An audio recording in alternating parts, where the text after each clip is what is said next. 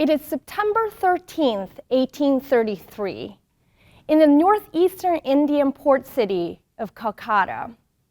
It is 90 degrees outside and the air is humid. You're in a crowd anxiously waiting, unsure if you're about to see a historical feat of human ingenuity or an elaborate prank. Then slowly and steadily off the horizon, a brig named Tuscany approaches. In it, 100 tons of ice, cut in blocks and stacked neatly against one another, having just finished a 4-month voyage, all the way from Boston.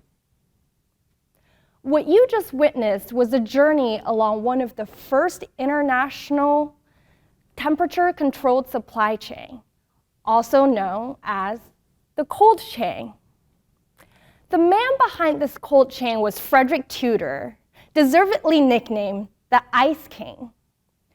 Tudor started this icy empire by harvesting natural ice in the dead of New England winter, then delivering it first across the United States and eventually to Great Britain and India. While this journey was long and its historical significance monumental, Tudor's cold chain, from a logistical perspective, was extraordinarily simple. For a long time, the only commodity he transported was ice, and ice kept itself cool as long as there was sufficient insulation. So Tudor invested heavily in these ice houses along the ports, and his business took off. Now, in the 2 centuries that followed, the cold chain had come a long way. Today, the cold chain is more complex and more global than ever before. Just to give you a sense of its scale and complexity, nowadays, for a piece of imported fruit to get to you and me, it will roughly go through 20 steps. Here's a chart just to show you what that's like. In the last 3 years working as a food investor, I have seen this process in play day in and day out, in lettuce fields, in soup plants, and in refrigerated trucks delivering imported cheese to pizzerias all across New York City. I marveled at this well-oiled machine that connects growers, manufacturers, distributors, retailers, and consumers. The cold chain enables us to introduce diversity and abundance into our diet. It removes seasonality and distances from food. It gives us choices so that food is not just about survival, but part of our identity. That is, until this all stopped working. Many of these images may look familiar to you. Bagel shops without cream cheese, Starbucks without Frappuccino, KFC without chicken tenders. For me, a broken cold chain meant spending hours on the phone with our logistics providers, telling them how unacceptable it was for them to leave frozen ready meals in a hot truck for 24 hours too long. Our cold chain is susceptible to disruptions, and we've had an awful lot of disruptions in the last 2 years. Not only that, the cold chain is also fossil fueled and incredibly energy intensive.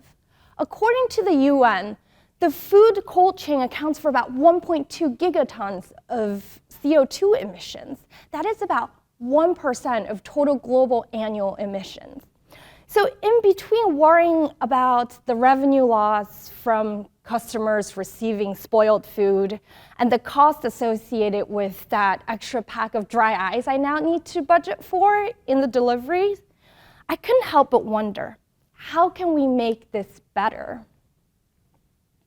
One solution came to mind, and it's almost too obvious and too logical.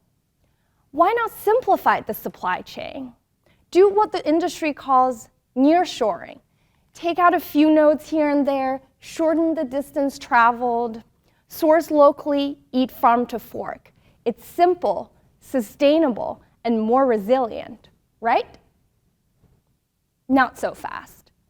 To illustrate just how complicated the cold chain is and how hard it is to disentangle even a tiny portion of it, let me take you on a journey of one commodity.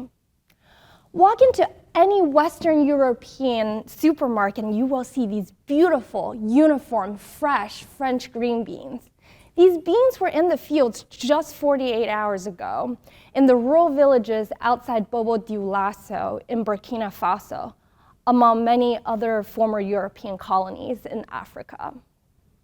These beans were handpicked by local manual labor when it's hot and sunny outside, and then immediately chilled to about 40 degrees Fahrenheit to ensure high export quality. They're then loaded onto refrigerated trucks to be packed at a temperature-controlled facility. Then, lastly, loaded onto a jet flying directly to Paris. Now, what is missing from this picture of seamless modern miracle is the fact that many of these villages don't have paved roads or electricity. These farmers rely on charcoal to chill the beans instead of refrigerators before sending the beans to an air-conditioned facility to be processed. Many of these farmers also have come to rely on this high-value export crop as their sole source of income, and they import shelf-stable food for their own consumption. Now, if we decide that we want to insource the beans, these farmers would lose their livelihood and the local economy would collapse. But perhaps most ironically, those who grow the beans cannot even afford to eat them. The lack of cold storage meant that most of these beans would rot before the locals could get a chance to consume them. You see, eating locally requires refrigeration, and refrigeration is simply too expensive. In fact, scientists estimate that as much as 40% of the fresh food produced in Africa is lost due to inadequate cold chains annually. Globally, the carbon footprint of food loss and food waste is 4 times the carbon footprint of the cold chain itself. So counterintuitively, for us to solve for a less carbon-intensive food ecosystem means adding cold chain capacity and adding it quickly. And since I'm talking to about 200 of you who will be future business leaders, I want to talk about what you can do. As your companies rethink about your supply chain in the post-pandemic world, it is imperative that you go beyond the cookie-cutter diversification or nearshoring strategies that your consultants keep pitching you about, and think about the whole ecosystem.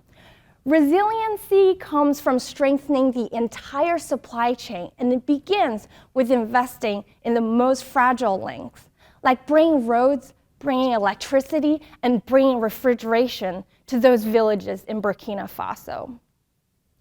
Tudor understood that until every port had an ice house, there was no cross-Atlantic ice trade.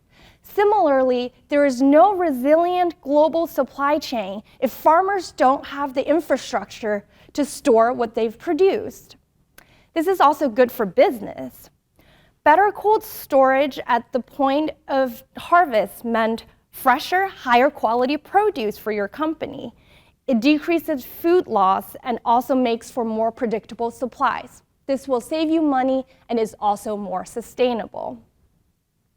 And finally, there's massive social benefits for the local community.